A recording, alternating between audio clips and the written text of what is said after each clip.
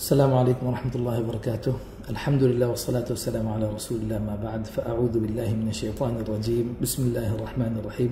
ضرب الله مثلا للذين كفروا امرأة نوح وامرأة لوط كانتا تحت عبدين من عبادنا صالحين فخانتاهما فلم يغنيا عنهما من الله شيئا وقيل ادخلا النار مع الداخلين.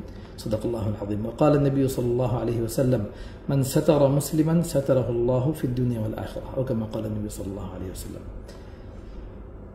আজকে আমার এই সংক্ষিপ্ত ভিডিও করার মূল কারণ আমার ব্যক্তি না, কারণ আমি নিজেকে এমন কোনো ব্যক্তি ভাবি না যে আমার কোনো পারিবারিক ইস্যু বা আমার কোনো ব্যক্তিগত জিনিস আমাকে ফেসবুকে আনতে হবে, কথা বলতে হবে।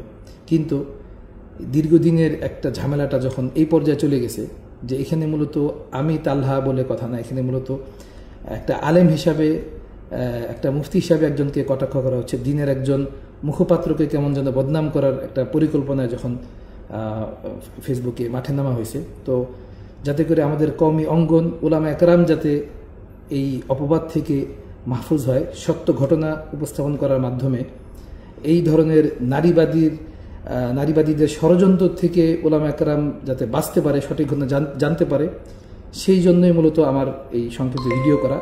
বাকি যদি আমার পার্সোনাল, আমাকে গালি দেওয়া, আমাকে কটাক্ষ করা হচ্ছে, এটাকে প্রোটেক্ট করার জন্য আমি ভিডিওতে আসবো, এই ধরনের টেন্ডেন্সি আমার ছিল না, বা আমি এটাকে মনেও করি না গুরুত্বপূর্ণ। তো বিষয়টা হচ্ছে যে আমি সংক্ষেপেই বলবো যে আমি একটা হাদিস একটু আগে আপনাদের সামনে পেশ করলাম যে আল্লাহ রাসূল সাল্লাল্লাহু আলাইহি ওয়াসাল্লাম বলেন যে আল্লাহ পাক মানে যে ব্যক্তি কোনো বান্দার কোনো ধরনের অপরাধ বা যে কোনো বিষয় গোপন করে, আল্লাহ পাক কিয়ামতের দিন দুনিয়া এবং আখিরাতে তার বিষয়গুলো আল্লাহ পাক গোপন রাখেন। আর সেক্ষেত্রে সেই বান্দা যদি আমার সাথে সম্পর্কে স্ত্রী হয়, সেখানে তো ব্যাপারটা আরও বেশি সেন্সিটিভ হয়ে যায়। তো সেই সব দিকে লক্ষ্য করেই মূলত আমার চুপ থাকা ছিল, এবং আমি এটা যেহেতু বিভিন্নভাবে সমাধানের জন্য অন্যভাবে চেষ্টা করা হচ্ছিল, তো যেহেতু সে এটাকে ব্যাপকভাবে আনছে এবং এটাকে উলামা একরামকে কটাক্ষ করার একটা পুঁজি বানাচ্ছে, এই জন্য মুখ খুলতেই হয়। তো সংক্ষেপেই সবগুলো বলার চেষ্টা করব। সেটা হচ্ছে যে প্রথম হচ্ছে যে আমার সাথে তার বিয়ে, তো আমি তার লাইফে, আমার কাছে সে প্রথম আমার লাইফে, বাকি তার লাইফে আমি তৃতীয় বা চতুর্থ। আমার এক্সপিরিয়েন্স ছিল না যে বিবাহ লাইফ কেমন হয় কি, বা তার এক্সপিরিয়েন্স আছে যে এই বিবাহ লাইফ কেমন হয় বা কি, কারণ তার কাছে আমি নতুন না। আর এই আমার সাথে আজকে যে মুআমালাটা হয়েছে, এই মুআমালাটা এমন না যে নতুন। আপনি তার আগের হিস্ট্রিগুলোতে এই সেম মামলা, সেম অভিযোগ, সেম সব কিছু মামলা কি হচ্ছে, নারীদের আসেই দুইটা পুঁজি, যে একটা হচ্ছে তাকে অত্যাচার করা হয়, যৌতুক, আরেকটা হচ্ছে যে তার পুরুষের চরিত্র খারাপ। এই দুইটা পুঁজি ছাড়া আসলে পুঁজিই নেই। পূর্ববর্তী এবং মানুষ যে রুবেলের ঘটনাটা জানে, ব্যাপারটা এমন না যে রুবেলের পরেও তার আরেক জায়গায় বিয়ে হয়েছে, সে হয়তো আলেম ছিল না কিন্তু দিনদার ছিল, সেখানেও সেই স্বামীর সাথে একই ধরনের আচরণ।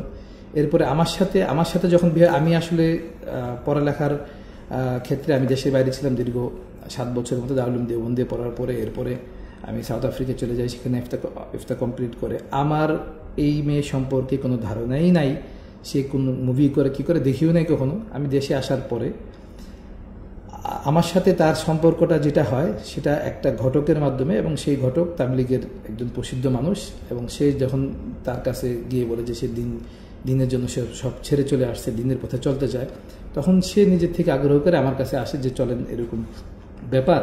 তার দিনের খাতিরে সে সব ছেড়ে দিয়ে চলে আসছে, এবং যেহেতু তার ইনকামগুলোও ছিল সব অবৈধ পথে কামানো, তো সেই সব কিছু বিলীন করে সে চলে আসছে। এখন তার একটু এই ধরনের একজন আলেম দরকার, এবং পাশাপাশি তার এরকম সমর্থবান আলেম দরকার, তাকে ভালো রাখতে পারে। সেই দিক থেকেই আমাকে বলে যে এরকম। আমি বললাম যে ওকে, যদি এরকম হয় যে দিনের জন্য তার কুরবানি, আমার সমস্যা নেই। তো সেই ঘটকের সাথে নিয়ে বাসায় যাওয়া হয়। এরপরে বিবাহের পরপর প্রাথমিকভাবে আমার ফ্যামিলিরা, আমার আব্বাজান যখন জীবিত ছিলেন, যদি এখনো দুনিয়া থেকে চলে গেছেন, তো ওনারা সবাই বলে যে ঠিক আছে, সে দিনের পথে আসছে, তো তাকে মিডিয়া থেকে, যেহেতু সে মুক্ত, তো সম্পূর্ণ মিডিয়া থেকে তাকে সরে যেতে বলতে হবে, সে ফেসবুক সব বন্ধ করে সে চলে যাবে, যেটাই হোক। তো তখন আমি পেশ করি, তো সে বলছে ঠিক আছে, আস্তে ধীরে এটা করতেছি। তো আমি প্রেশার দিই না, যেহেতু দিনের পথে আসছে, এবং সে ওইভাবেই বুঝাইছে যে আমি সব কিছু, এবং সে বলতো যে আমি দিনের পথে আসার পরে সর্বপ্রথম আমার বিরুদ্ধে ছিল আমার আম্মা। কেন? কারণ আমার আম্মা তখন আমার এই ফিল্মে কাজ করার কারণে আমি যে উপার্জন করতাম সেগুলো আমার আম্মা ভোগ করতে পারতো।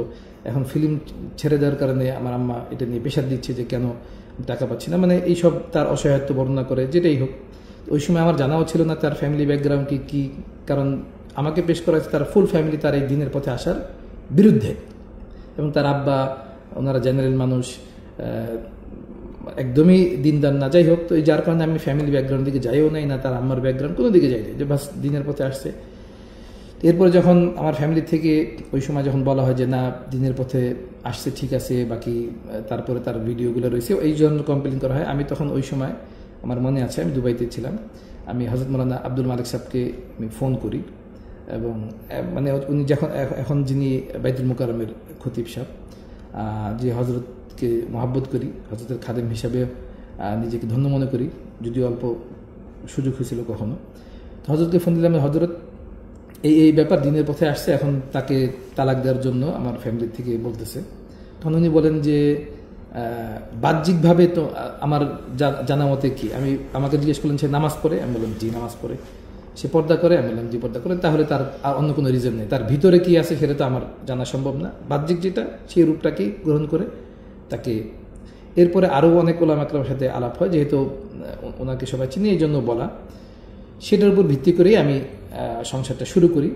এবং ওই সময় তার বাহ্যিক যে রূপটা ছিল, যে হাত মোজা তো খোলা দূরে থাক, মানে কোনোভাবেই সে বরদাস্ত করে না যে সে মানুষের সামনে যাবে কথা বলবে, যেটা সে প্রকাশ করছে সেটাই, এবং সেভাবেই সংসার শুরু হয়। এবং সেক্ষেত্রে কিছুদিন পরে, যদিও আমার ফ্যামিলি মানতেছিল না, সেক্ষেত্রে আমি ফ্যামিলিকে সেম এই টেন্ডেন্সি বলি যে দিনের ক্ষেত্রে আপনারা কমপ্লেন করতেছেন, তার দিনকে আপনারা কবুল করতে রাজি না, সেক্ষেত্রে আমি দিনের ক্ষেত্রে আমি আপনাদের এই মতামতের সাথে নাই। আপনারা যদি অন্য কোনো রিজন বলেন যে সে বদ্দিনই কাজ করতেছে, তখন আমি বলতে পারি, কিন্তু সে দিনের পথে আসছে, কিন্তু সে আগে একটা জগতে ছিল সেজন্য। তো সেক্ষেত্রে অবশ্য তাদের একটা যুক্তি ছিল যে সে দিনের পথে নাই, কিন্তু সামাজিকভাবে তো তার এই যেই কার্যকলাপ আগেরদের সাথে হয়েছে। যাই হোক, এরপরে যখন আমি কন্টিনিউ করি, তো কিছুদিন পরে কি হয় যে তার ফ্যামিলি, তার আম্মা সহ, তার আম্মার যেখানে আসেন সেই বাপ মানে বেদিনদার হওয়ার কারণে তাকে টর্চার করতেছে, তার আম্মাও দিনের পথে আসতে চায়, এরপরে তার বোনরাও দিনের পথে আসতে চায়। আমি বললাম যে ওকে ওয়েলকাম, যারা যারা আসতে চায় আলহামদুলিল্লাহ আসেন। তার আম্মা বললো যে সে বোরকা পড়তো না, তার বোনরাও বোরকা পড়তো না, তারা সবাই আমার এখানে থাকলে বোরকা পড়তে চায়, দিন মানতে চায়, ওকে আসেন। তার আম্মা আসলো, তার বোন, তার দুই বোন, তার ভাই সব সহ আমি আমার জিম্মাদারিতে আমার বাসায় আমি তাদেরকে সবাইকে সব মানে আলহামদুলিল্লাহ আল্লাহ পাকের তৌফিকে শুরু করলাম। এটাই এই জন্য বলা উদ্দেশ্য, যেহেতু সে অনেকটা কমপ্লেনে বলছে যে তার টাকা সে আমার চালাচ্ছে, ভাই সে তো তার টাকার উৎস কোথায়, সে তো ওই সব টাকা সে আমাকে বলছে হারাম, সে সব কিছু বিলীন করে আসছে শূন্য হাতে। তো তার আম্মা সহ তার ভাই বোন সহ আমি বাসায় লালন পালন করা শুরু করলাম। এখানে একটুখানি আমি বলি যে দেখেন আমার ব্যাকগ্রাউন্ড এবং তার ব্যাকগ্রাউন্ড, আমার আব্বা সফলভাবে দুনিয়া থেকে চলে গেছেন, তার সংসার সফলভাবে উনি কাটায় দুনিয়া থেকে গেছেন। আমার বংশের মধ্যে যারা আছেন বাচ্চা ছাড়া কারোই আলহামদুলিল্লাহ সংসার ভাঙ্গার হিস্ট্রি নেই, সবাই সফলভাবে কাটায় গেছেন, জীবিত আছেন যারা তাদেরও একই অবস্থা। কিন্তু অন্যদিকে যখন আমার সাথে ওনার আম্মা থাকতে থাকেন, একের পর এক বিভিন্ন জিনিস প্রকাশ পাইতে থাকে। অন্যদিকে ওনার আম্মার চতুর্থ বিয়ে শেষ হয়ে পঞ্চমের দিকে উনি এখন যাচ্ছেন, চতুর্থ আমার সামনে, চারটা স্বামী। যখন আমার সাথে থাকা শুরু হয়, তো তখন প্রথমে আমি জানতে চাই ভাই তোমার আব্বা কোথায়, তোমার আব্বাকে আনো না, তার আব্বা ভালো না, দেখা করা যাবে। বললাম ভাই দিনের জন্য আমি দেখা করি, আমি দাওয়াত দিব। এরপরে বলছে আব্বা, পরের আব্বা, আগের আব্বা, আমি সবাইকে ইনভলভ করতে চাই, না, প্রায় বছরখানে কিভাবে চলে যায়। এরপরে আমি আস্তে আস্তে ইনভলভ হই, তাদেরকে কথা বলি। যখন ইনভলভ হই তখন তার আম্মার সাথে আমার এক প্রকারের শত্রুতা শুরু হয়, যে আমি কেন ইনভলভ হচ্ছি। যখন ইনভলভ হয়ে একটা পর জানতে পারি, তখন প্রত্যেকেরই একই রিপোর্ট যে এটা এই যে আজকে যে হ্যাপির যে ব্যাপারটা, এটা মূলত তার সমস্যা জেনেটিকভাবে তার ফ্যামিলিগত। তার আম্মার সেম সমস্যা ছিল, তার আম্মা প্রথম সংসারে তার আপন ফুফাতো ভাইয়ের সাথে সেই বিয়ের পরে বাচ্চা হওয়ার পরে বাচ্চা নিয়েও দাও ব্ল্যাকমেল, বাচ্চা সংসার দিতে হবে, ভরণ পোষণ দিতে হবে, কিন্তু তাকে ছেড়ে দিতে হবে টাকা পয়সা দিয়ে, সেখান থেকে টাকা পয়সা নিয়ে গেল। এরপর আরেক জায়গায় সংসার করলো, সেখান থেকে 2টা বাচ্চা নিয়ে সেখান থেকে টাকা পয়সা নিয়ে গেল। একে একে করতে করতে 4টা আমার সামনে জানা, আর পরেরগুলো তো আমি আল্লাহ পাক ভালো জানেন। তো এরপরে যখন এরকম হলো, তাদের ক্ষেত্রে এই সেম মামলা, ওই তার স্বামীদের ক্ষেত্রে সেম মামলা, যৌতুকের মামলা এবং তাকে মারধর করা, সেম জিনিস। তা আমি যখন কথা বললাম তখন দেখলাম যে ওই মহিলার স্বভাবটাই এরকম ছিল যে সে এরকম বিয়ে করে এরপরে বাস তার থেকে একটা বড় টাকা অঙ্ক হাতায় দিবে। আর আরেকটা যে ব্যাপারটা আমি আরবিতেই বলি, যেহেতু ওলামাদের জন্য জানার উদ্দেশ্য, যে সারাকা ইয়াসরিকু যেটা আছে, এটা মানে এটার ভরপুর সিফাত বিদ্যমান। এবং তার আগের হাজবেন্ডের একই কমপ্লেন, যে একদম বন্দুকের, তার হাজবেন্ড অনেক বড় লোক ছিলেন, তার বন্দুকের লাইসেন্স পর্যন্ত বিক্রি করে দিয়েছে, এই টাইপের অবস্থা। যাই হোক, তো এরপরে আমার বাসায় থাকা অবস্থায় যখন এই ধরনের কাজগুলো হয়, তো আমার এখানে থাকার পরেও যখন আরও 2টা বিয়ে হয়, এক পর্যায়ে যখন আমি সমস্যাটা কোত্থেকে শুরু, প্রথমত যে বাচ্চা হওয়ার আগ পর্যন্ত সে আমার সাথে খুব ভালো, বাচ্চা হওয়ার পরেই যখন সে এটাকে পুঁজি বানানো শুরু করে, এরপরে অপর দিকে আমি যখন জানতে পারি যে তার আম্মার সাংসারিক অবস্থা এমন, এবং তার আম্মার বিরুদ্ধে আমি অবস্থান নিতে থাকি। তার আম্মা প্রায় 3.5 বছরের উপরে আমার এখানে থাকছেন। এবং আশ্চর্য ব্যাপার, মানে এটা কি বলবো, যে এরা মূলত নারীবাদী, একটা বোরকা পরা নারীবাদী একটা ফ্যামিলি, ঠিক আছে। মানে এমন অবস্থায় যে পরবর্তী 2 স্বামীর ক্ষেত্রে এমন হয়েছে যে সে আরেক জায়গায় বিবাহিত অবস্থায়, ওইখানেও সে ওয়াইফ, এখানেও সে একসাথে 2 স্বামী লালন করা শুরু করলো। যখন আমি এগুলাকে আমি আস্তে আস্তে তার সাথে মোকাবেলায় গেলাম, এক পর্যায়ে সে যখন 4র্থ আরেকজনকে গ্রহণ করতেছে এবং আরেক স্বামী রেখে, আমি তখন প্রতিবাদ করি এবং এক পর্যায়ে সে আমার বাসায় থেকে সে ফাঁসিতে ঝুলতে যায় ওনার আম্মা। তখন আমি এক পর্যায়ে আমি মানে প্রচণ্ড রকমের হয়ে বলি যে ভাই, আপনি আমার বাসা থেকে এই মুহূর্তে চলে যান। আমি তাকে মানে হিট করতে চাই যে আপনি না গেলে আমি বাধ্য, বের হইতে হবে। এরপরে তাকে বের করে দেওয়া হয়। এই বিগত 1-1.5 বছর আগের ঘটনা। বের করে দেওয়ার পর থেকেই সে তার মেয়েকে দিয়ে শুরু করে, তার মেয়ের তো আগের অভিজ্ঞতা আছেই, শুরু করে একের পর এক এই ব্ল্যাকমেইলিং এবং আচরণগুলো। এই যে একটা ভিডিও সে সোশ্যাল মিডিয়াতে দিছে, সেই ভিডিওতে 3 বছর আগে ভিডিও, যেখানে তার মা, যে আওয়াজটা চিল্লাছে তার মা পাশে থেকে, এবং সে তালাক চাচ্ছে। সে কি করতো, বিভিন্ন সিন ক্রিয়েট করে আপনার থেকে যখনই কোনো একটা টাকা অ্যামাউন্ট উদ্ধার করবে, এরপরে আপনার কাছে সে তালাক চাবে। এবং আমি এটাও জানি যে তালাক যে চায়, এটা সম্পূর্ণ তার একটা সাজানো নাটক থাকে। ইতিপূর্বে তাকে অধিকার দেওয়া 2টা তালাক তাকে অধিকার দেওয়া হয়েছে, সে 2 তালাক সে নিচে নেওয়ার পরে আবার সে ঘুরে এসে থাকছে, তার কিন্তু এখন অনলি লাস্ট তালাক বাকি। কিন্তু যখন বাচ্চা হয়ে গেছে এবং দেখছে আমি বাচ্চার প্রতি দুর্বল, বাচ্চাকে নিয়ে আমি যখন, এবং তার ফ্যামিলি ব্যাকগ্রাউন্ড জানার পরে যখন থেকে আমি দেখতেছি না, এইখানে আমার এই বাচ্চাকে লালন পালন করা সম্ভব না, নানির থেকে দূরে সরায়, তাদের থেকে আলাদা করে, এবং তার মেয়েকে আমি আলাদা করে, তখন থেকেই তার শত্রুতা শুরু। এবং এই যে তার মার যেই অভ্যাসগুলো আগে শুনছি, আমার এখানে এসে আমি তো বিয়ে করছি তার মেয়েকে, আমার তো তার মাকে পালা আমার জন্য ফরজ না কিছু না, তার মেয়ের সেম অভ্যাসগুলো শুরু হয়। আমার ব্যাংকের থেকে কার্ড নিয়ে যখন তখন, মানে ওই যে ফেসবুকে যে বুস্টিং করে, সেখান থেকে কার্ডের নাম্বার নিয়ে, এর আগে ইতিপূর্বে 13 লক্ষ টাকা নিয়ে যায়, সেটাকে নিয়ে আমি মীমাংসা করি, সে টাকা সে পরে ফেরত না দিয়ে পরে তার একটা জমি ছিল সেটা লিখে দেয়, এরপরে আবার শুরু হয় একের পর লেনদেন। যখন এগুলো শুরু করি, তখন সে আমাকে এই বাচ্চাকে নিয়ে ব্ল্যাকমেল শুরু করে, যে আমি বাচ্চাকে, এই প্রায় বছর 1.5 আগে, যে আমি বাচ্চাকে নিয়ে টর্চার করি, মারামারি করি। এইভাবে সে একাধিকবার বাসায় পুলিশ আনে, একাধিকবার। যখন তখন ফোন দিলেই বাসায় পুলিশ চলে আসে, পুলিশ এসে দেখে যে ভাই ঘটনা তো উল্টা, চলে যায়। এরপরে তার শুরু হয় তার নারীবাদী যে আচরণগুলো, মানে বোরকা পড়ছে বাস এটাই, কিন্তু বোরকা পরা নারীবাদী। সে যখন আমি বলি যে আপনার আম্মা কিভাবে আমাকে এইভাবে লুকায় আছে, আরেকটা স্বামী থাকা অবস্থায়, একসাথে 2 স্বামী, তার টেন্ডেন্সি সে ফেসবুকে লেখালেখি করে যে সে একাধিক বিবাহ, আর কি বিবাহ সে লেখালেখি করে, প্রোগ্রাম করে। অথচ সে বলে কি যে পুরুষরা যদি তোমরা 2 বউ রাখতে পারো, একটা মেয়ে কেন পারবে না, এই হতো তার টেন্ডেন্সি। আল্লাহ মাফ করে। আমি তখন আশ্চর্য হয়ে যাই, ভাই তার মারকে নিয়ে প্রশ্ন করার কারণে তার এই টেন্ডেন্সি, এবং সে নিজেও সেই টেন্ডেন্সি ধারণ করে, আল্লাহ মাফ করুক। তো এক পর্যায়ে যখন এটা নিয়ে, এবং সে বিভিন্ন ওলামা একরামদেরকে ফোন দিয়ে মাসলা নিয়ে এটা করতে চায়, আমাকে সেই যে আজকে যে তার উকিল বলল যে আমি বাচ্চার ক্ষেত্রে সমকামী, প্রায় 1-1.5 বছর আগের থেকে সে এটা মানুষকে প্রচার করে যে একটা বাচ্চা 3 বছরের বাচ্চা, এখন তার বয়স 4 বছর 3 মাস, তার সাথে নাকি একটা বাপ সমকারী। মাউজুবিল্লাহ তাআলা মিন যালিক। মানে কি ধরনের মানে মিথ্যাচার এবং নাটকীয়তা তার হইলে আল্লাহ পাক হেফাজত করেন। এবং টাকা পয়সার ক্ষেত্রে তো আল্লাহ মাফ করুক, সে যে বলে যে 50 লক্ষ টাকা তার তার পুঁজি কোথায়, তার ভিত্তি কোথায়, সে কোত্থেকে, সে তার ইনকাম ট্যাক্স, সে কোত্থেকে, সে কি টাকা পাইছে, কোত্থেকে কি। এই যে বিগত 1 মাস যাবৎ সে লিখতেছিল গৃহবন্দী।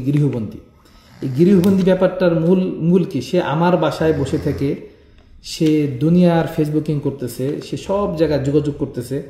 সে বলতেছে যে গৃহবন্দী কেন, কারণ বিয়ের পর থেকে তার টেন্ডেন্সি এমন যে ঠিক আছে তুমি আমার হাজবেন্ড, বাকি আমি কোথায় যাব না যাব এটা আমার অধিকার, আমি কি করব না করব সেটা আমার অধিকার, আমি কোন পুরুষের সাথে যোগাযোগ করব না করব আমার অধিকার। যে টেন্ডেন্সি মানুষের নারীবাদীর হয়, সেম টেন্ডেন্সি তার। এবং আমাদের দেশের আজকে মুসলিম দেশ মানে মুসলিম আইনে শাসিত দেশ না, মুসলমানদের দেশ। আইন কানুন তো সম্পূর্ণ ইউরোপীয় এবং হিন্দুয়ানা এবং ইউরোপিয়ানা মতাদর্শের আইন কানুন। তা না হলে আমি মানে এই যে আমার একটা তিক্ত অভিজ্ঞতা, এই অভিজ্ঞতা আমার এইটা কমসে কম জানার সুযোগ হয়েছে যে আমাদের দেশের অবস্থাটা কি আসলে। নারীবাদীরা সংসারে আসলে কি হয় সেটা আমার জানার তৌফিক হয়েছে। কারণ আমি যখন দ্বারস্থ হইতাম, পুলিশদের কাছে যাইতাম, তখন বলতো যে ভাই সরকারি আইনে কিছুই বলতে পারবেন না, আপনার ওয়াইফ হোক আর সে হচ্ছে যখন তখন বাড়ি যেতে বাধ্য। সে চুরি করলে, আমি যখন বারবার দ্বারস্থ হইতাম, আইনগতভাবে যে স্ত্রীর বিরুদ্ধে চুরির মামলা হয় না আমাদের দেশের আইন। সে আমার এই বাচ্চাটাকে নিয়ে দিনের পরে দিন হুটহাট চলে যেত, চলে গিয়ে 1 সপ্তাহ 10 দিন কোথায় আছে আল্লাহ পাক ভালো জানে। তার বাপ মার ধারে কাছে না, তাদের কারো কোনোভাবে খবর পেতাম না। সপ্তাহ 10 দিন পরে সে ফোন দিয়ে বলতো যে ঠিক আছে আমি আসতেছি অমুক জায়গায়। বারবার এই রমজান মাসেও সে চলে গেছে 28-29 রমজানে বাচ্চাকে নিয়ে, কোন হোটেলে ছিল আল্লাহ পাক ভালো জানে, আমাকে বলো হোটেল চলে। সপ্তাহ 10 দিন সে লাগাতার তার আম্মার সাথে নিয়ে সে থাকে। তাকে আমি যখন পুলিশদের কাছে যে পুলিশ বলে যে মা বাচ্চাকে নিয়ে চলে যেতে পারে, কিন্তু আপনি বাচ্চাকে নিয়ে চলে যাবেন আপনার বিরুদ্ধে মামলা হবে। আমাদের দেশের এই আইন। নারীবাদ আমাদের দেশে কোথায় আছে, কি অবস্থায় আছে আমরা জানি না। একটা বাচ্চাকে, সে বাচ্চা হওয়ার পরে একটা মানুষ সে তালাক নিয়ে চলে যাবে, বাপ সেই বাচ্চার ভরণ পোষণ দিবে, বাপ খরচ দিবে, কিন্তু মার ইচ্ছায় সেই বাচ্চা কোন স্কুলে পড়বে ডিসাইড করবে মা, সে বাচ্চা কি করবে ডিসাইড করবে মা, খরচ দিবে, বাচ্চা গাধার মতো একটা বাপ খরচ দিয়ে যাবে। এই হচ্ছে আমাদের দেশের অবস্থা। কারণ যতবার সে পালাইছে ততবার আমি এই আইনের কাছে কিছু আইন বলছে আপনি কিছুই করার নেই এখানে। কিন্তু আপনি যদি বাচ্চাকে নিয়ে যান আপনার সাথে গুম মামলা হয়ে যাবে, এরকম অবস্থা। এরপরে সে যেই ফেসবুকিং করতো, প্রথম কথা হচ্ছে যে দেখেন আমি ফেসবুকে লাইনের লোক না, আমার যে পরিচয় এটা ফেসবুক দিয়ে না। আমি আজকে যদি জমিয়তের কোনো খাদেম হিসেবে কোনো কাজে লেগে থাকি, এটা আমার ফেসবুকের পরিচয় না। জমিয়ত আমাকে ফেসবুক দেখে নেয় নাই। আমার অফলাইনের যে খেদমত, সেই খেদমতে আমি অফলাইন হিসেবেই গেছি। আমার ফেসবুকে আমি কোনো ভাইরাল কোনো পার্সন না। কিন্তু এই যে সে যখন এই আমার সাথে এগুলা শুরু করলো, তখন বিভিন্ন উলামা একরামকে আমি নিজে ইনভলভ করার আগে সেই ইনভলভ করতো।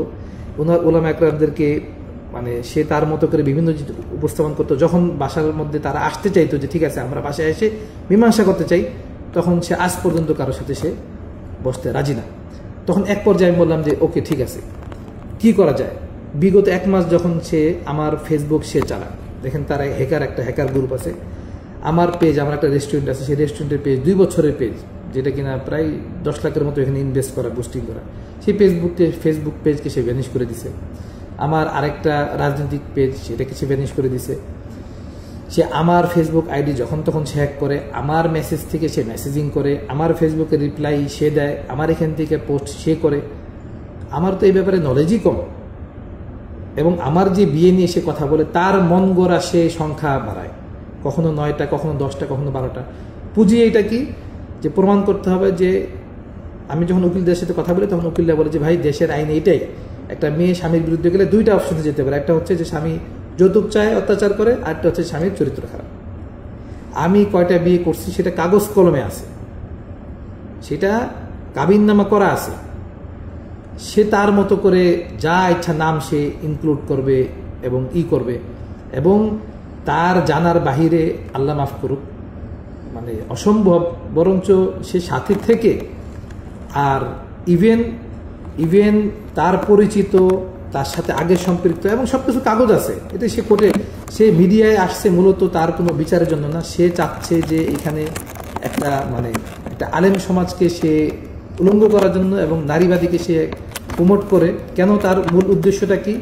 যে তাকে আমি ছাড়তেছি না, সে ফেসবুকে প্রকাশ করছে তাকে আমি তালাক দিচ্ছি না, অথচ আপনারা জানেন না যে তাকে দুইবার ইতিপূর্বে তালাক দেওয়া হয়েছে। এবং এই যে লাস্টে সে ফেসবুকে দেখা আমি তালাক চাচ্ছি, যখন তাকে আমি বলি যে আসেন শরীয়ত সম্মতভাবে আমি তোমাকে শরীয়ত দেখে বিয়ে করছি, আমি কোর্টের আইনে যাইতে রাজি না, আমি কোর্টের দ্বারস্থ হতে রাজি না, আমি এইসব আইনকে আমি পালন করতে রাজি না, তুমি শরীয়ত দেখে আসছো, শরীয়ত অনুযায়ী তুমি বসো, যেই ফয়সালা হবে তুমি তালাক নিয়ে তোমার মতো যাবা, তোমার সাথে আমার কোনো অভিযোগ নেই, আমার সাথে তোমার কোনো অভিযোগ নেই, আমি যে লেনদেন তোমার থেকে পাই সেটা তুমি খালাস করো, ডিসমিস করো। সে বলে যে না, আমাকে তুমি তালাক দাও, আমি আমি কি বলে আমি কোর্টের দ্বারস্থ হবো। আমি বললাম যে ওকে ঠিক আছে। সে কি করবে? সে কথায় কথায় হুমকি দিত যে অমুক আলেম তার হাতে, অমুক আলেম, সে কথায় কথায় বলতো যে মামুনুল হক সাহেব আমার হাতের মুঠোয়। তার সাথে তার নর্মালি দিনের খাতির হোক কোনো যোগাযোগ ব্যবস্থা হবে। সে লাস্ট পর্যায়ে বলে যে ঠিক আছে, মামুনুল হক সাহেবকে আমি ফোন দিচ্ছি, উনি আসতেছে। আসলো, আসার পরে মামুনুল হক সাহেব আসলে এই সপ্তাহখানেক আগের কথা। বাসায় আসার পরে সে বললো যে ঠিক আছে, কিভাবে কি করা যায়। তো আসার পরে সে বললো আমি দিনের জন্য নিজেকে কুরবান করতে চাই, ওই নাটকীয়তা একই, দিনের জন্য কুরবান করতে চাই, আমার দিনের জন্য আমি এই করতে চাই, সে দিন যা বলে সেটাকে মানে মানুষ বলছে ওকে তার ঠিক আছে। আমাকে প্রশ্ন করলো যে আমি তো এটার জন্যই বসে আছি। তো বলো যে ঠিক আছে, তোমরা আইনগতভাবে তোমাদের উকিলরা লিখিত দিবে যে আমরা সম্মতি মানে উভয়ের পরস্পরের সমাধানে আমরা বিচ্ছেদ হয়ে যাচ্ছি, আমাদের কোনো ধরনের কোনো দাবি দাবা নাই, আমরা শরীয়তের যেই আইন হয়, এবং মামুন সাহেবকে কাজী শব্দটা আমি উল্লেখ করলাম, যিনি কাজী থেকে শরীয়ত যেটা বলে সেই অনুযায়ী আমল হবে, এবং শরীয়তের বাইরের যে কোর্ট কাছারি আছে, কাস্টডি মামলা আছে, এগুলোতে আমরা দ্বারস্থ হবো না, আমরা লিখিত হবে এবং আমরা বিচ্ছেদ হবো 3 দিনের মধ্যে, আগামী 3 দিনের মধ্যে। এই কথা বলার পরে সে বললো যে আলহামদুলিল্লাহ আমি দিনকে মানতে পারলাম। মানে আমি তখন মামুন সাহেবকে বললাম যে দেখেন সে যে কাজগুলা অবৈধ করতেছে, সে ফেসবুকে মিথ্যাচার করতেছে, এটা বন্ধ করার জন্য মানে অনেক কিছু বললাম। যাই হোক, তো যেহেতু সমাধান হয়ে গেছে, উনি কথা আগে না বাড়ে উনি চলে গেলেন বাসা থেকে। যাওয়ার পরে সে বললো যে আমাকে বলতেছে যে তুইও একটা গাধা, তোদের মামুনুল হকটা একটা গাধা, তোদের হুজুর সম্প্রদায় একটা গাধা, তোরা ইসলামের আইন সম্মতে তোরা লিখিত করবি যে আমরা শরীয়ত সম্মতভাবে করতেছি, দেশের আইনে আমরা যাব না, এটা বলে তো রাষ্ট্রদ্রোহী মামলা হবে তোমাদের বিরুদ্ধে। এটা ছিল তার কথা। আমি বললাম যে ওকে, তাহলে কি করণীয়? এই করতে করতে দেখি যে সে 2 দিন পরে দেখলাম যে আমার বাসায় হাজির, কি যে আমি নামাজ পড়ে বের হয়েছি, দেখি যে বাসায় পুলিশ টুলিশ নিয়ে হাজির, এই যে একটা মেয়েকে নিয়ে আসছে, সেই মেয়েকে নিয়ে যে আমার বিরুদ্ধে মামলা।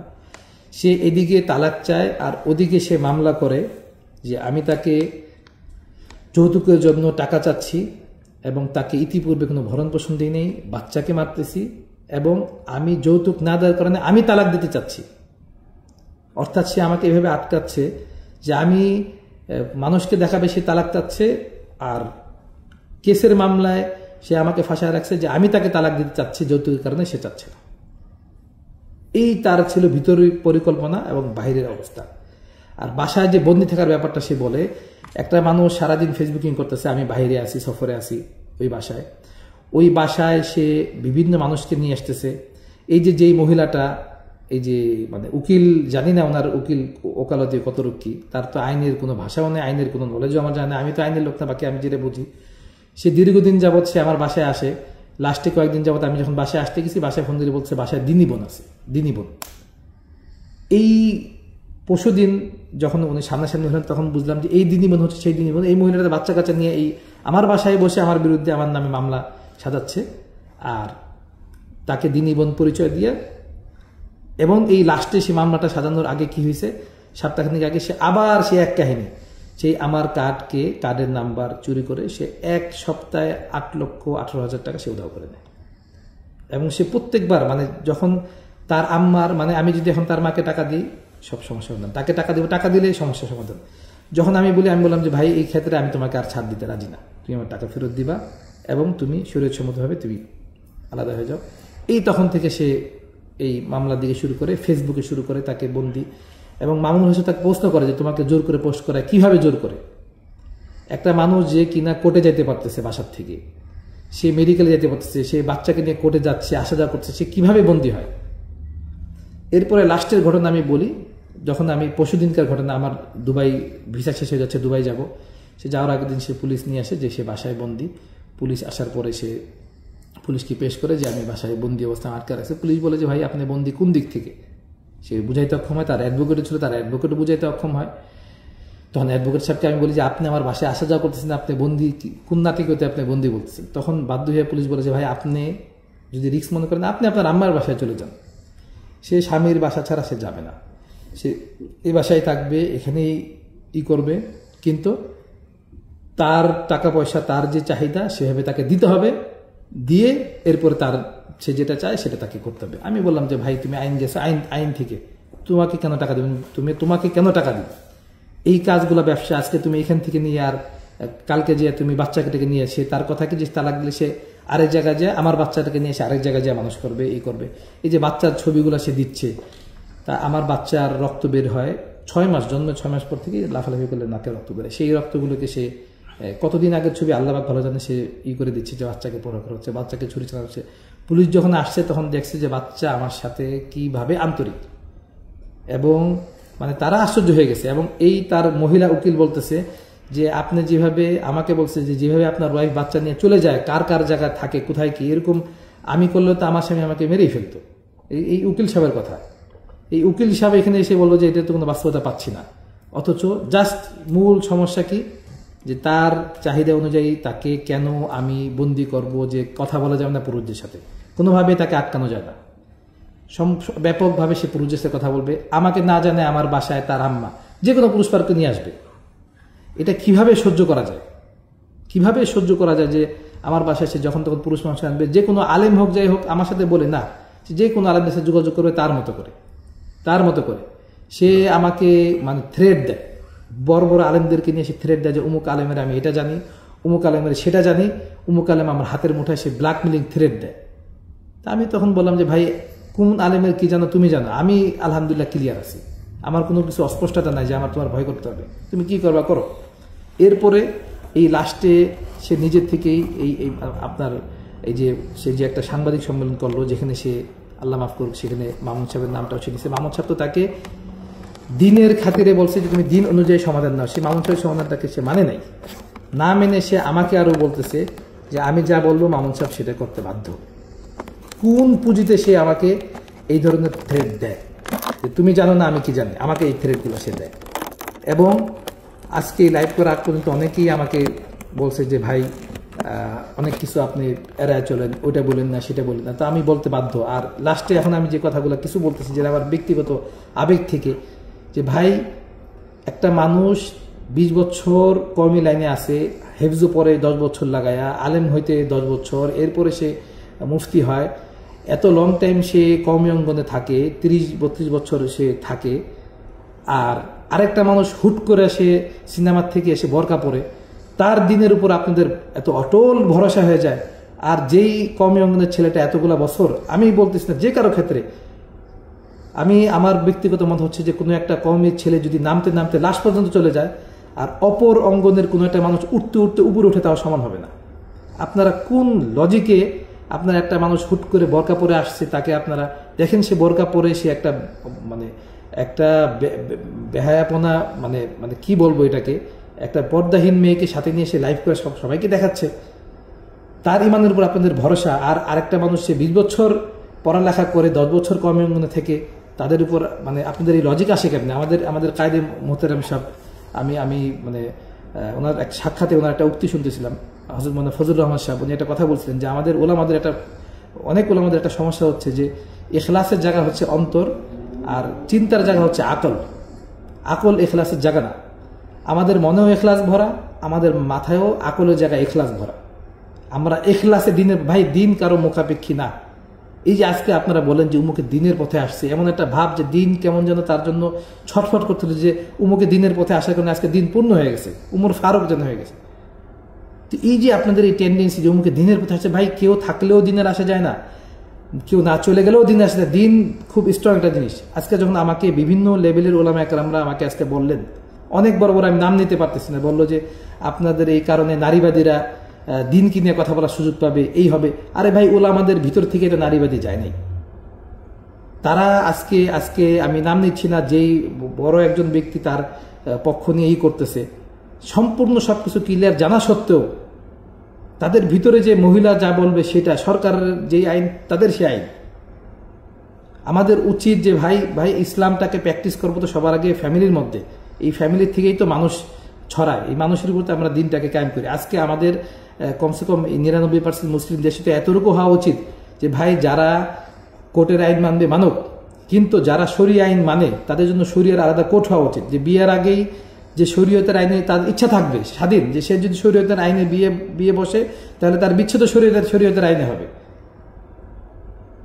আজকে আমি নিজে মানে ভুক্তভোগী হয়ে দেখলাম যে আমাদের দেশে আজকে পুরুষদের কি অবস্থা। আমি অত্যাচারিত হইলে আমার কোনো মামলা করা যাবে না, আমার ঘরে বারবার চুরি হইলে আমি কমপ্লেন করতে পারবো না স্ত্রীর বিরুদ্ধে, আমি ছেলেকে নিয়ে স্ত্রী পারমিশন বেরোতে পারবো না, কিন্তু স্ত্রী কারোর সাথে কথা বললে আমি ঠেকাইতে পারবো না, কথা বললে পুলিশ নিয়ে আসে। স্ত্রী বাসার থেকে যখন তখন বের হয়ে যাবে আমি ঠেকাইতে পারবো না, পুলিশ নিয়ে আসে। স্ত্রী বাচ্চাকে নিয়ে চলে যাবে আমি ঠেকাইতে পারবো না, পুলিশ নিয়ে আসে। এরপরে তালাক হওয়ার পরে কি স্ত্রীর কাছে বাচ্চা থাকবে, স্বামী খেটে তাকে টাকা দিবে, তার স্বাধীন মতো সে কাজ করবে। এই যে এত বড় একটা তাগুত চাপাই দেওয়া আছে। যখন মামুন সাহেব আমার বাসায় ছিলেন আমি বলছিলাম যে আপনারা যে আন্দোলন করতেছেন সেখানে এটা আপনি উল্লেখ করেন যে কিভাবে এগুলো এই মুসলমানদের দেশে এগুলো চলে। আর কেন আমি ওনাকে গতকালকে মেসেজ দিয়েছি যে আপনি সবকিছু জেনে শুনে আপনি কেন স্পষ্ট বলতেছেন না যে তার এই দুইমুখী আচরণ, সে যে একটা ধান্দাবাদ, সে যে একটা বোরকা রূপে একটা নারীবাদী, সে বসে আছে উলামাদেরকে নষ্ট করার জন্য, এটা আপনি প্রকাশ্যে কেন আপনি বলতেছেন না? কেন আপনি এটাকে জানার পরে ক্লিয়ার করছেন? আমি ওনাকে বলছি, সে বরঞ্চ মানে আমাতুল্লাহ বরঞ্চ সে তাকে করে যে আগে তাকে তালাক দেওয়া হোক, এরপরে সে দেখবে। সে তো দুমুখী আচরণ করতেছে। আমি তো তাকে নিজেই তালাক দেওয়ার জন্য বারবার বৈঠক করছি, তাকে তালাকের জন্য অধিকারও দিছি যে তুমি এইভাবে করে করো, কিন্তু সে কেসে লেখা রাখতেছে যে তাকে তালাক আমি দিতে চাচ্ছি যৌতুকের জন্য। এটা তো একটা দুই রকম একটা আচরণ। আল্লাহ পাক আমাদেরকে এটা থেকে হেফাজত করেন। আর যত ধরনের অভিযোগ সে বলছে এটার জন্য আমার প্রোটেক্ট করার জন্য আলাদা দরকার নেই, এটা শুনলেই বোঝা যাবে যে কতটুকু সত্য না মিথ্যা। একটা মানুষ যখন বলতে পারে যে বাপ সমকামী ছেলের ক্ষেত্রে এর থেকে আর বড় কি হইতে পারে। হ্যাঁ, এখন অনেকেই আমাকে যেটা প্রশ্ন করছেন যে ভাই এরকম ওয়াইফ পারলেন, এরকম সে ভাই মনের কথা কারোটা কেউ জানে না। ওয়াইফ এটা একটা রিজিক, যেরকম আমি আমার গাড়ি একটা রিজিক, আমার বাড়ি একটা রিজিক। এখন আমি একটা গাড়ি কিনলাম, গাড়িটা খারাপ, সেটা আমার কি করার, পরিবর্তন করতে হবে। একটা বাসায় থাকলাম, বাসাটা খারাপ। আমি কোনো একটা ভালো খাবার দেখলাম যে খুব সুন্দর সাজানো, খাওয়ার পরে পেট খারাপ হয়েছে, সেটা আমার কি, এটা তো এটা রিজিক। আমি এই জন্য শুরুতে দুইটা আয়াত পড়ছি, আল্লাহ পাক উদাহরণ দিচ্ছেন, দুইটা নবীর স্ত্রী আল্লাহ পাক উদাহরণ দিচ্ছেন যে দুইটা বড় বড় নবী এবং তার আন্ডারে স্ত্রী ছিল খিয়ানতকারী। নূহ আলাইহিস সালামের স্ত্রী কাফের, লূত আলাইহিস সালামের কাফের ছিল, কত বড় বড় নবীদের। অর্থাৎ এটা হতে পারে দুনিয়াতে, নবীর ছেলে কাফের হয়েছে, এটা হতে পারে, এটা কোনো এমন কোনো মানে কিছু না। কিন্তু আমার কাছে আজকে আশ্চর্য লাগে যে যেই সমস্ত বড় বড় ওলামা কেরামরা নারীবাদী আন্দোলনে লিপ্ত, তারা কিভাবে ভিতরে ভিতরে মানসিকভাবে নারীবাদ পোষণ করে তারা নিজেরা, এটা দুঃখজনক। কিন্তু অনেক কিছু আমি বলতে পারতেছি না যেহেতু সজাগ